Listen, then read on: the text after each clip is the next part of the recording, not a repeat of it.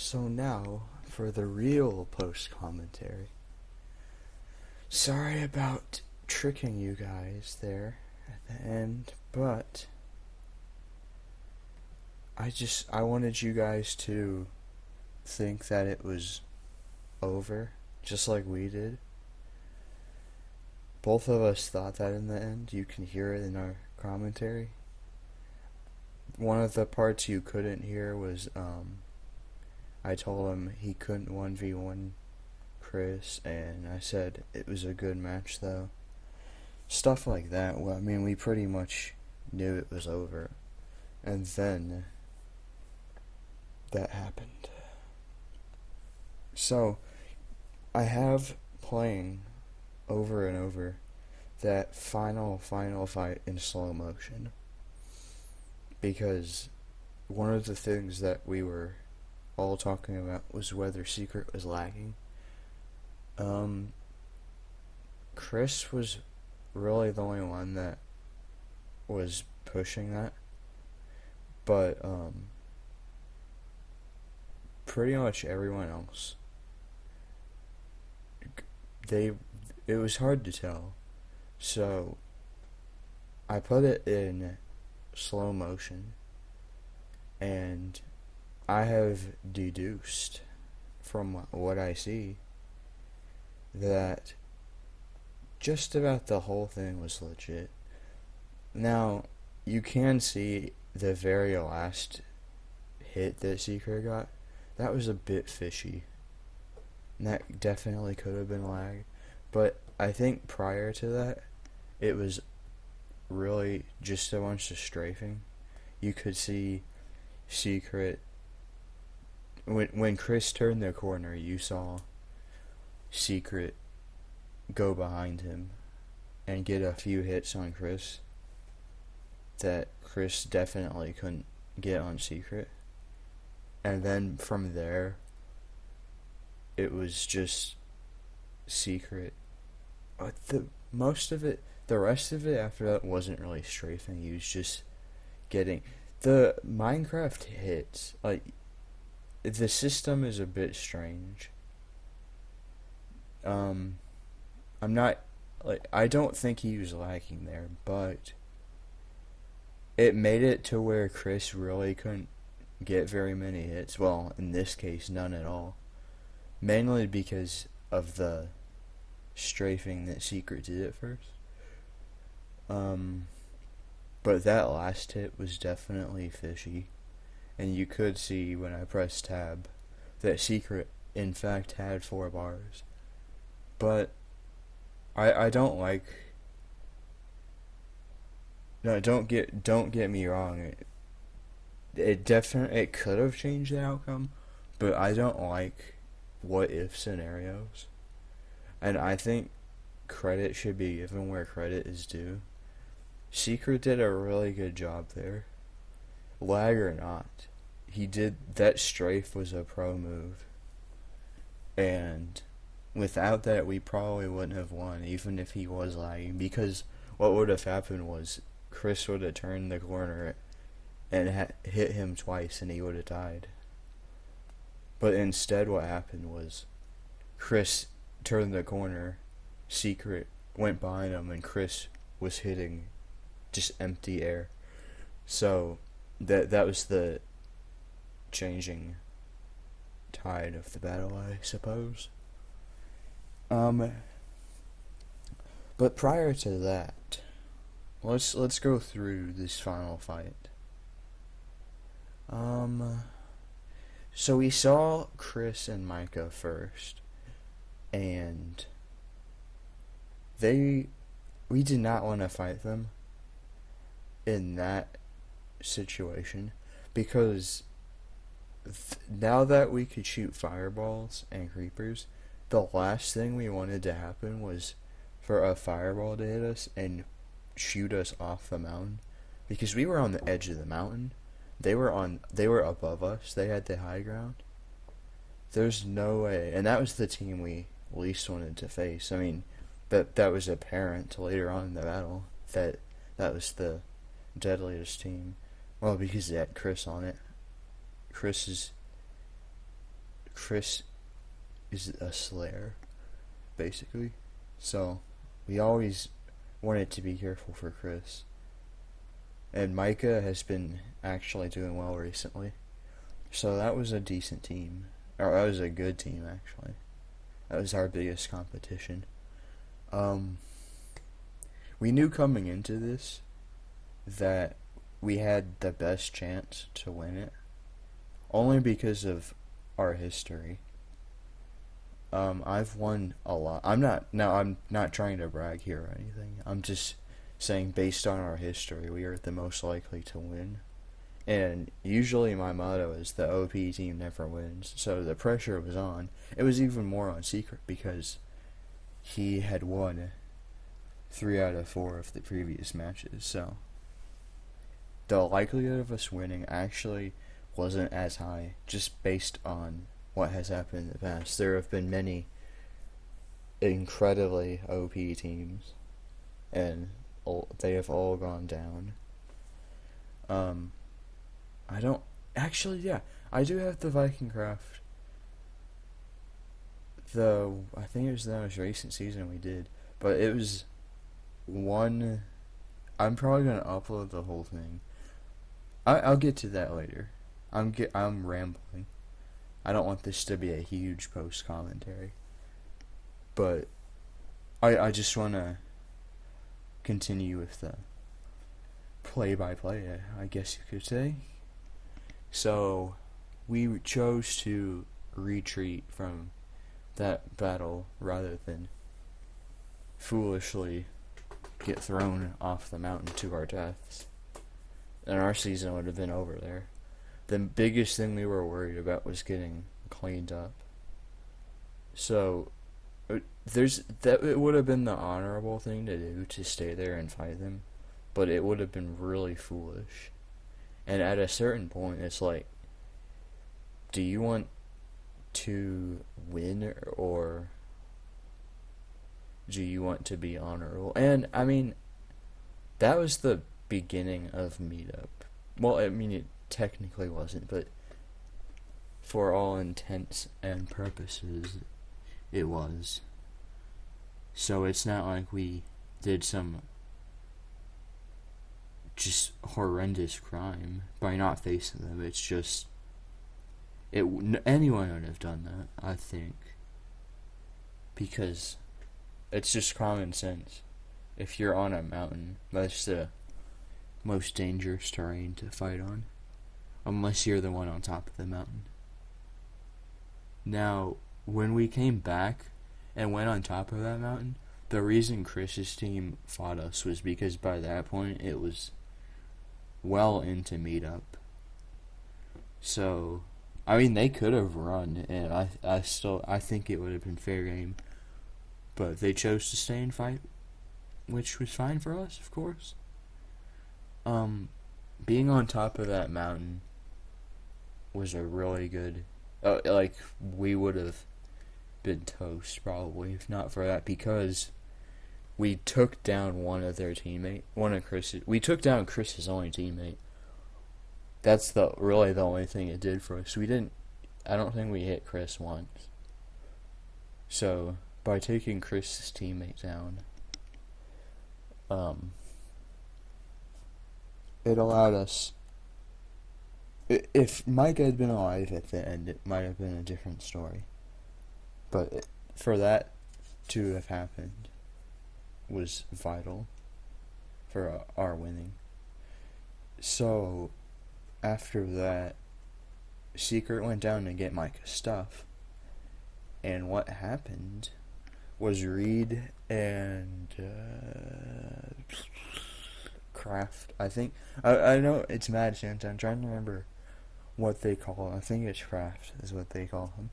But I apologize if I'm getting this wrong, but Kraft and Reed approached, and my eagle eyes from up on top of the mountain spotted them.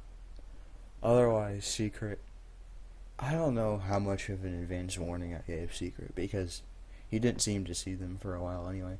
But at least I knew exactly where to go when it was time to use that ender pearl. which, by the way, was another turning point in the battle, because if I had not used that, and if I had been bumbling down the mountain, Chris could have come out of nowhere. I don't even know where Chris was at that point, because we had lost sight of him. He might have retreated somewhere, but I used my Enderpearl to get right down there instead of running down the mountain taking pointless fall damage. I would have been really cautious, which would have taken time, which may have resulted in a totally different meetup. So, once I got down there, I hit Reed, both of them, I think, with a few fireballs, which did a minimal amount of damage, and I think Secret shot Reed twice.